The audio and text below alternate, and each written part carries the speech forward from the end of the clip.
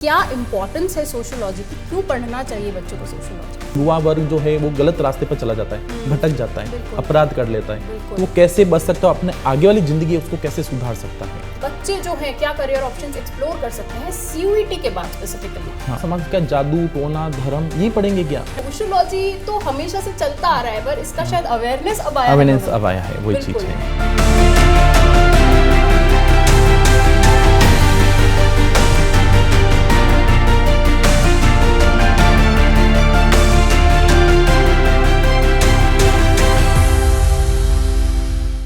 Hello everyone and welcome to CUET Utkarsh YouTube channel, and again welcome to your show, your favorite series nowadays, that is Know Your Subjects, जिसमें हम आपको हर एक domain subject के बारे में detail में इत्मीनान से सारी इन्फॉर्मेशन दे रहे हैं, आपके CUET पॉइंट ऑफ व्यू से रिलेटेड भी सारी इंपॉर्टेंट इन्फॉर्मेशन दे रहे हैं। और आज का जो हमारा सब्जेक्ट है वैसे भी आई थिंक आप लोगों के लिए बहुत यूज़फुल रहेगा, क्योंकि बहुत सारे बच्चों के लिए ये एक क्वेश्चन मार्क होता है। बहुत से बच्चे जानना भी चाहते हैं इसके बारे में और अक्सर कमेंट्स भी करते रहते हैं, सर कि इसकी क्लासेस दीजिए, ये पढ़ना है हमें। और मैंने जहाँ तक सुना है, मैं बात कर रही हूँ सोशियोलॉजी की, और सोशियोलॉजी के बारे में डिस्कस करने के लिए आज हमारे साथ मुकेश जोशी सर हैं। Please sir, welcome to the show once first of all. Thank you ma'am. Sir, sociology के बारे में काफ़ी मिस्ट्री है, लाइक ये अभी तक इतना पॉपुलर नहीं है मेन स्ट्रीम सब्जेक्ट्स में, मतलब अब जाके लोग सुन रहे हैं। आई थिंक मैंने भी अपने फ्रेंड्स वगैरह से सुना था, ये आउटसाइड सिटीज़ में, दिल्ली बॉम्बे मेट्रो सिटीज़ में तो काफ़ी चल रहा है ये सब्जेक्ट, लेकिन हमारे यहाँ अब तक भी इसके बारे में अवेयरनेस थोड़ी कम है। तो मेरा जो पहला क्वेश्चन है आपसे, और आई थिंक आज के इस सेशन के लिए तो ये सबसे इम्पोर्टेंट क्वेश्चन होगा रिगार्डिंग सोशियोलॉजी, कि क्या इम्पोर्टेंस है सोशियोलॉजी की, क्यों पढ़ना चाहिए बच्चों को सोशियोलॉजी? पहले तो मैडम मैं आपको भी थैंक यू कहना चाहूँगा कि आपने सब्जेक्ट के बारे में जो आप मतलब बच्चों को बताने के लिए मुझे बुलाया गया है।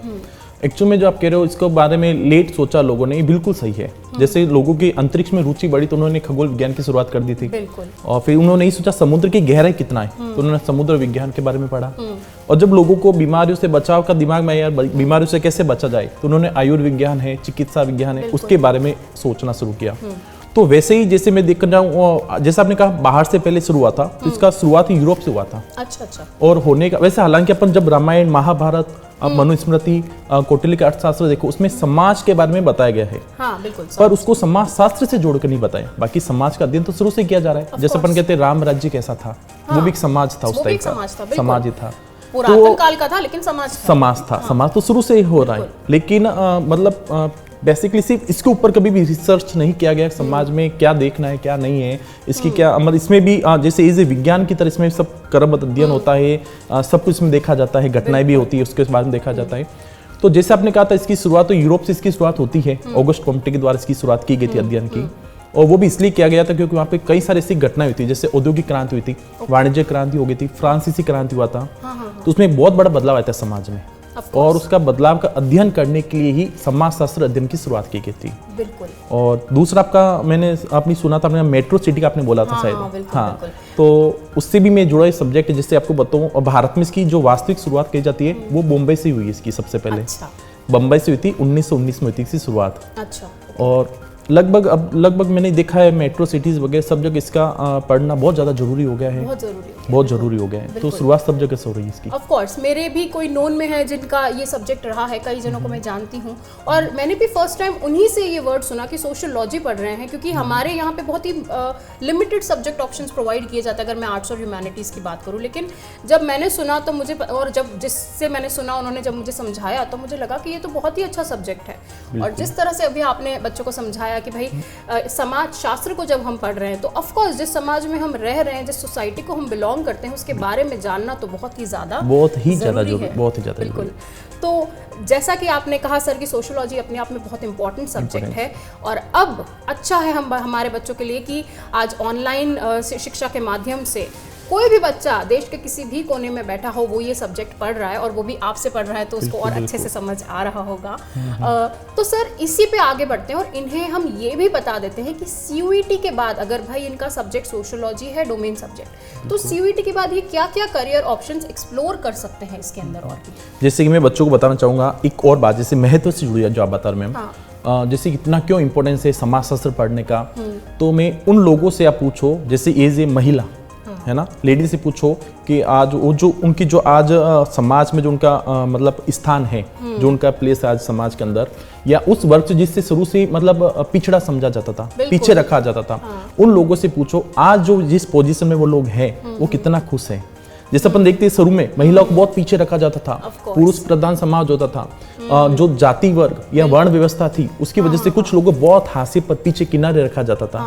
आज वही वर्ग अगर हम भारत के समाज देखो या भारत के अंदर ऐसी अच्छी अच्छी पोजीशन जो अच्छी पोस्ट या अच्छी स्थान कह सकते हो, जैसे अपनी वित्त मंत्री है ना, अपने जो भारत के राष्ट्रपति जो सर्वोच्च पद है उस पर भी एक महिला है।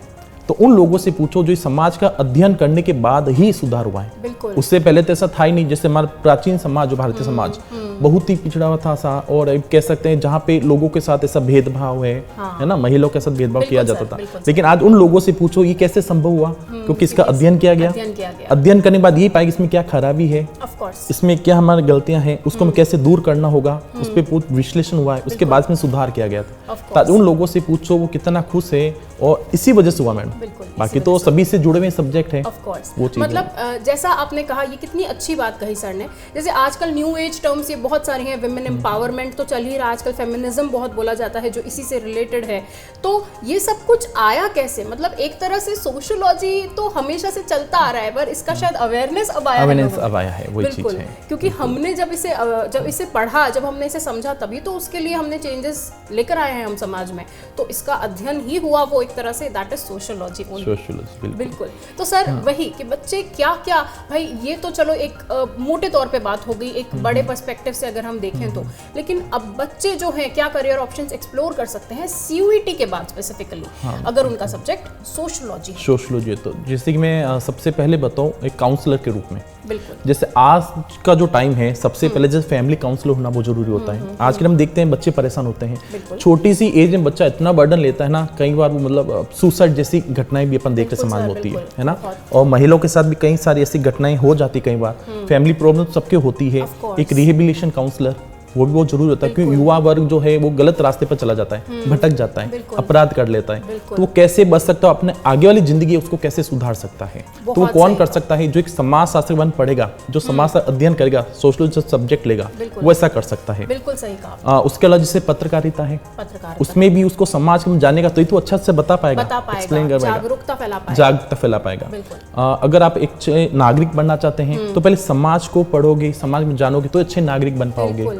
बिल्कुल सर। और जैसा कहते हैं ना कि अच्छे राष्ट्र का निर्माण तभी होता है जब समाज स्ट्रांग होता है, आपका सामाजिक अर्थव्यवस्था बिल्कुल सही होनी चाहिए।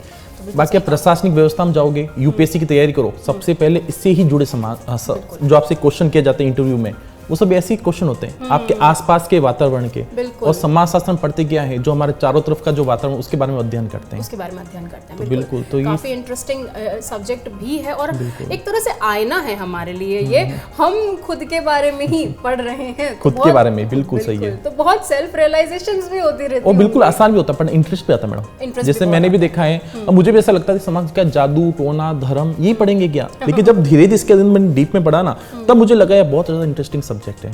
और मतलब अपने खुद के बारे में समझ सकते हैं, और अपने फैमिली को कैसे अपन संभाल के रख सकते हैं, अपने पूरे समाज में क्या इसमें नवाचार कर सकते हैं, बहुत ही ज्यादा महत्व रखता है। Of course. तो जैसा कि सर ने आपको बताया, आप काउंसलर बन सकते हैं, और रिहेबिलिटेशन काउंसलर बन सकते हैं, आप जर्नलिज्म में जा सकते हैं, और उसके अलावा आपकी दूसरी डिग्रीज तो है ही, आप बीए वगैरह परस्यू कर सकते हैं, आगे फिर आप अपने उसमें मास्टर्स कीजिए, आगे आप अपने रिसर्च कीजिए, that is all up to you. Thank you sir, आपने इतने सारे करियर ऑप्शंस बताए बच्चों को।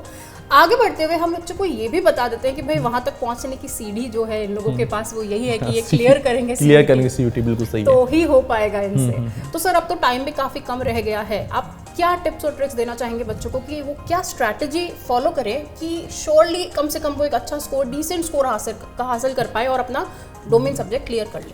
जैसे कि अभी मेरी क्लासेस भी आ रही है अपनी सीयूटी चैनल पर यूज कर सके, तो उस पर भी बच्चे अभी काफ़ी कनेक्ट हुए, जुड़े हैं, क्योंकि जैसे कि आपने कहा था कई बार ऐसे मैसेज आते हैं कि सर वापस क्लासेस शुरू कीजिए, है ना, तो वापस क्लासेस शुरू हुई है, और मैंने ये कहा है बच्चों को इसमें सिलेबस बिल्कुल ही शॉर्ट है, ज़्यादा लंबा चौड़ा सिलेबस है नहीं।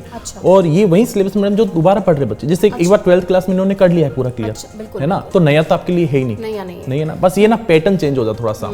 जैसे कि लेवल के देख सकते हैं तो 12th बोर्ड में कॉम्पिटिशन नहीं है, और सीयूटी में कॉम्पिटिशन एग्जाम में, तो थोड़ा सा क्वेश्चन का लेवल अप हो सकता है, लेकिन क्वेश्चन बनेंगे वहीं से ही, वहीं से बनेंगे। बस आपको उसके थोड़ी सी अच्छी डीप स्टडी करना की थोड़ी जरूरत पड़ती है इसमें। और अपने देखने का जो अपन कह सकते हैं ना, थोड़ा सा व्यू चेंज करना होगा, और जो तरीका पढ़ने का थोड़ा सा चेंज करना होगा। बाकी इसमें कोई ज्यादा परेशानी नहीं है। कई बार इनको बोलता हूँ, जैसे आपको शायद 50 में से 40 क्वेश्चन करने होते हैं उसमें, है ना, तो मैंने कहा आप तो उसमें कंफ्यूजन ये रहेगा ना, मैं 50 की 50 आते, कौन सा छोड़ूं कौन सा करूं, नहीं ऐसा होने वाला है इनके साथ। ये कॉन्फिडेंस होना चाहिए आप लोगों के पास कि भाई मुझे तो 50 के 50 आते हैं, क्या छोड़ूं और क्या करूं।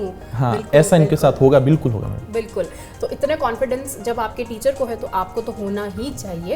एंड उसके अलावा जैसा कि सर ने कहा, उनकी क्लासेस भी आ रही हैं, आप PYQs और MCQs करते रहिए अच्छे से, बहुत ज़रूरी है वो, तो प्रैक्टिस करते रहिए सर के साथ में।